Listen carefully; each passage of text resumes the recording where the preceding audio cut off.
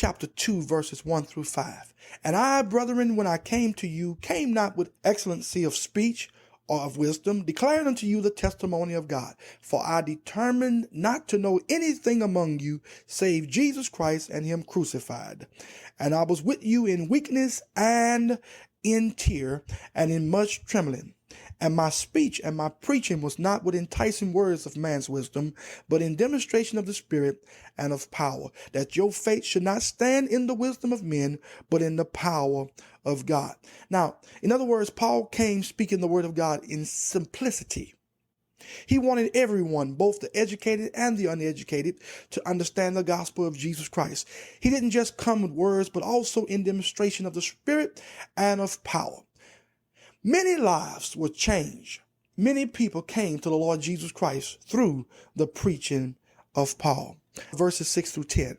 Howbeit we speak wisdom among them that are perfect, yet not the wisdom of this world, nor of the princes of this world that come to naught. But we speak the wisdom of God in a mystery, even the hidden wisdom which God ordained before the world unto our glory, which none of the princes of this world knew. For had they known it, they would not have crucified the Lord of glory. But as it is written, eye had not seen, nor ear heard, neither have entered into the heart of man the things which God had prepared for them that love him. But God had revealed them unto us by his Spirit. For the Spirit searcheth all things, yea, the deep things of God. For what man knoweth the things of a man, save the Spirit of man which is in him?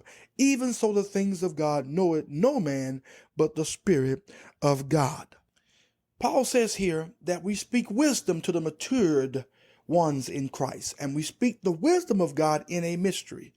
Now, the word mystery in the New Testament always means something undiscoverable by the activity of the human intellect, but is revealed so that human intellect can apprehend it. In other words, you cannot attain the wisdom of God on your own. It is only revealed by the Spirit of God.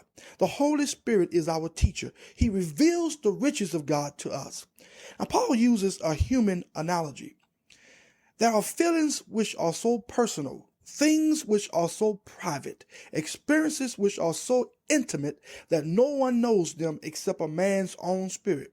Paul says the same is true of God. There are deep and intimate things in him which only his Spirit knows, and the Holy Spirit is the only person who can lead us into the intimate knowledge of God. All right, look at verses 12 through 16. Now we have received not the spirit of the world, but the Spirit which is of God, that we might know the things that are freely given to us of God, which things also we speak, not in the words which man's wisdom teaches, but which the Holy Ghost teacheth, comparing spiritual things with spiritual. But the natural man receiveth not the things of the Spirit of God, for they are foolishness unto him, neither can he know them because they are spiritually discerned. But he that is spiritual judgeth all things, yet he himself is judged of no man. For who had known the mind of the Lord that he may instruct him? But we have the mind of Christ. The Holy Spirit teaches every believer freely the things of God, the riches of God. And in turn, we teaches the same riches to one another, comparing spiritual things with spiritual.